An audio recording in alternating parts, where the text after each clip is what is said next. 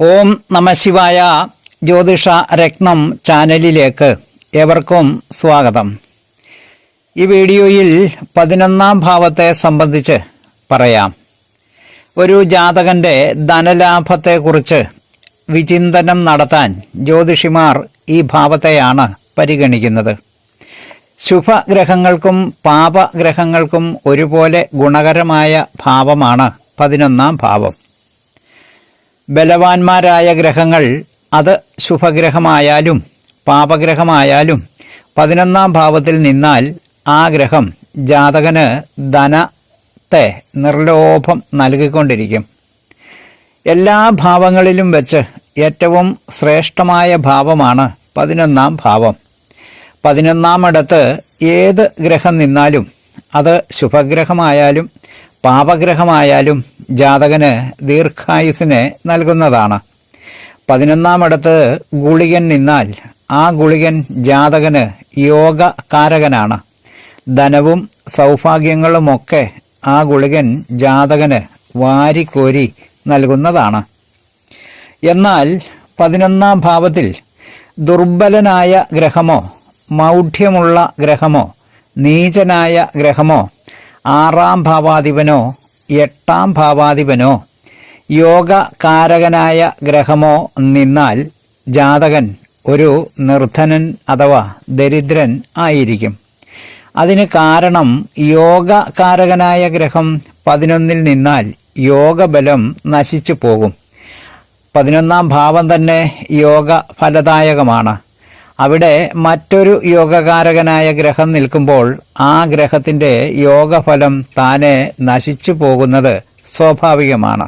അതുകൊണ്ടാണ് മേൽപ്രകാരം സംഭവിക്കുന്നത്. ഇഷ്ടഭാവസ്ഥിതനായ ശുഭഗ്രഹം ബലവാനായി 11ാമിടത്ത് നിന്നാൽ ജാതകൻ എല്ലാവിധ സൗഖ്യത്തെയും ഭാഗ്യത്തെയും ധനത്തെയും ജാതകർക്ക് പ്രദാനം ചെയ്യുന്നതാണ്. 11ാം ഭാവത്തിൽ ശുക്രൻ നിന്നാൽ സാഹിത്യം, സംഗീതം മുതലായവയിൽ നിന്നുള്ള ധനലാഭം ഉണ്ടാകും. 11ാം ഭാവാധിപൻ സൂര്യനായാൽ സർക്കാർ സേവനം വഴി ധനലാഭമുണ്ടാകും. ചന്ദ്രൻ 11ാം ഭാവാധിപനായാൽ രാജപദവിക്ക് തുല്യമായ പദവികൾ ലഭ്യമാകുകയും അതുവഴി വളരെ ധനലാഭം ഉണ്ടാകുകയും ചെയ്യും. ചൊവ്വ 11ാം ഭാവാധിപനായാൽ ജാതകർക്ക് കൃഷിയിൽ നിന്നോ കാര്യാലോചനാ സംഘടനകളിൽ നിന്നോ മന്ത്രിസ്ഥാനം പോലെയുള്ള പദവികളുമായി ബന്ധപ്പെട്ടോ ധാരാളം ധനലാഭം ഉണ്ടാകുന്നതാണ്. ബുധൻ 11ാം ഭാവാധിപനായാൽ വിദ്യ, ബന്ധുക്കൾ, പുത്രന്മാർ എന്നിവരിൽ നിന്നും ധനലാഭം ഉണ്ടാകും. വ്യാഴം 11ാം ഭാവാധിപനായാൽ തൻ്റെ സ്വന്തം സൽപ്രവൃത്തികളിൽ നിന്നും സജ്ജനങ്ങളിൽ നിന്നും ജാതകർക്ക് ധനലാഭങ്ങൾ ഉണ്ടാകും. ശുക്രനാണ് 11ാം ഭാവാധിപൻ എങ്കിൽ സ്ത്രീകൾ, കലാപ്രവൃത്തികൾ തുടങ്ങിയവയിൽ നിന്നും ധനലാഭം ജാതകർക്ക് ഉണ്ടാകുന്നതാണ്. ശനിയാണ് 11ാം ഭാവാധിപനാകുന്നതെങ്കിൽ കൃഷി, സേവനങ്ങൾ തുടങ്ങിയവയിൽ നിന്നും ജാതകർക്ക് ധാരാളം ധനലാഭം ഉണ്ടാകും.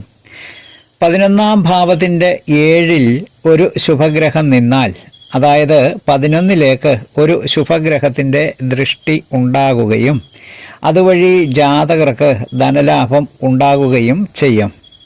11ൽ പാപഗ്രഹം ആണ് നിൽക്കുന്നത് ദോഷം ഇല്ലെങ്കിലും, അതായത് പാപഗ്രഹം നിന്നാൽ ദോഷമില്ലെങ്കിലും 11ലും 12ലും അടുത്തടുത്തായി പാപഗ്രഹങ്ങൾ നിന്നാൽ ലാഭസ്ഥാനത്തിന് നാശം സംഭവിക്കുന്നതാണ്.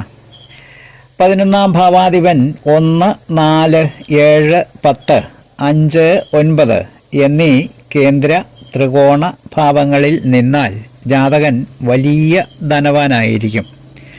11ാം ഭാവത്തിൽ പാപഗ്രഹങ്ങൾ നിന്നാലും ജാതകൻ ധനവാനായിരിക്കുന്നതാണ്. 11ാം ഭാവാധിപൻ 2ാം ഭാവത്തിലും 2ാം ഭാവാധിപൻ 11ലും നിന്നാലും ജാതകൻ വലിയ ധനവാൻ ആയിരിക്കും. 2ഉം 11ഉം ഭാവാധിപന്മാർ അവരവരുടെ സ്വക്ഷേത്രങ്ങളിൽ സ്ഥിതി ചെയ്താലും ജാതകൻ വലിയ ധനവാൻ ആയിരിക്കുന്നതാണ്. 11ാം ഭാവാധിപൻ നിൽക്കുന്ന രാശിനാഥൻ ബലവാനായിരുന്നാലും ജാതകൻ വലിയ ധനവാനായിരിക്കും. 11ാം ഭാവത്തെ വിശകലനം ചെയ്യുമ്പോൾ പരിഗണിക്കപ്പെടുന്ന പ്രധാനമായ കാര്യങ്ങൾ പറഞ്ഞ വീഡിയോ ശ്രദ്ധിച്ച എല്ലാവർക്കും നന്ദി, നമസ്കാരം. തലക്കുറി, ജാതകം, വിവാഹപ്പൊരുത്തം, മുഹൂർത്തം, പ്രശ്നം തുടങ്ങിയ ജ്യോതിഷ സംബന്ധമായ സേവനങ്ങൾക്ക് 9605232894 എന്ന ഫോൺ നമ്പറിലോ വാട്സപ്പിലോ ബന്ധപ്പെടാവുന്നതാണ്. സ്നേഹപൂർവം മോഹനൻ ജ്യോത്സ്യർ, ജ്യോതിഷ ആചാര്യ. ഓം നമഃ ശിവായ.